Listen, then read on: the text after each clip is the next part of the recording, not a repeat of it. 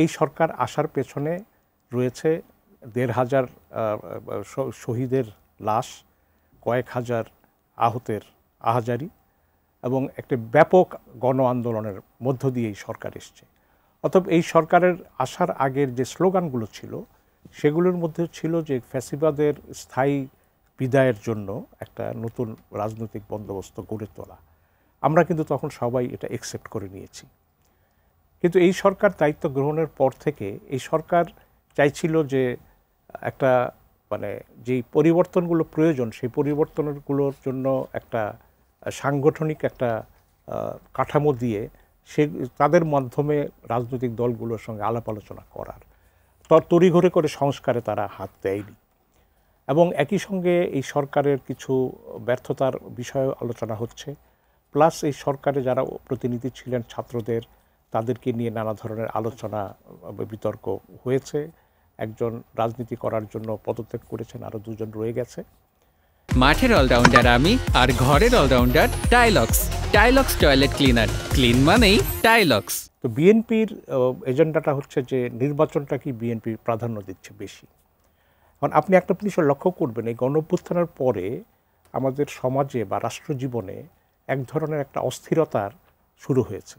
আপনার অসহিষ্ণুতা, আপনি বলেন মব জাস্টিসের নামে একটা উত্তেজনা জিয়ে রাখা, তারপরে ঘৃণা উস্কে দেওয়া, তারপরে আপনি যদি ভারতের সমালোচনা করেন বলা হবে যে আপনি পাকিস্তানের পক্ষে আছেন, আপনি যদি সংস্কারের কথা বলেন তাহলে বলা হবে যে আপনি নির্বাচনের বিরুদ্ধে বলছেন, নির্বাচন না সংস্কার, এই ধরনের বাইনারি কতগুলো খেলা চলছে।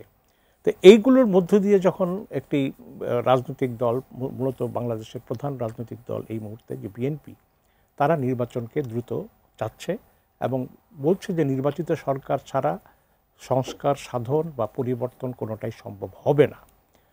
সেই কারণে নির্বাচনের বিষয়টি গুরুত্ব পাচ্ছে। আর আমাদের এখানে যেহেতু বিএনপি এবং জামাত ইসলামী তারা মানে কোয়ালিশন ভিত্তিক বা রাজনৈতিক নির্বাচনী গাঠবন্ধন বলেন বা রাজনৈতিক দলগুলোর সঙ্গে একটা মঞ্চ, ঐক্যমঞ্চ তৈরি করে তারা রাজনীতি শুরু করেছে। বিএনপি বলছে যে জাতীয় সরকার করা হবে আমরা নির্বাচিত হলে, অতএব অনেক ছোট দল নতুন বা পুরনো যারা আছে তারা সবাই বিএনপির পিছনে হাঁটছে। আবার জামাত ইসলামী বলছে যে সব ইসলামী ভোট এক বাক্সে নেওয়ার জন্য আমি উদ্যোগ নিচ্ছি, অতএব তারাও জামাতের পিছনে হাঁটছে। তো এই কারণে একটা রাজনৈতিক একটা দ্বন্দ্ব কিন্তু এটা প্রকাশ্য রূপ লাভ করছে। তো এই যে কোয়ালিশনের রাজনীতি করা, যেটা আগেও ছিল এখন আরও বেশি প্রবল হয়েছে, এর ফলে কিন্তু এখন কত দল নির্বাচন ডিসেম্বরে চায়, কত দল চায় না, এটা কিন্তু এখন আর কোনো, আমি মনে করি যে মুখ্য বিষয় না। এখন মুখ্য বিষয় হচ্ছে যে দুটি রাজনৈতিক দলের পিছনে যারা আছে তারা কত সংখ্যায় আছে, সেট ইজ নট ইম্পর্টেন্ট। বিএনপি কী বলবে সেটাই ইম্পর্টেন্ট, জামাত কী বলবে সেটাই ইম্পর্টেন্ট, এটাই অবস্থা দাঁড়িয়েছে।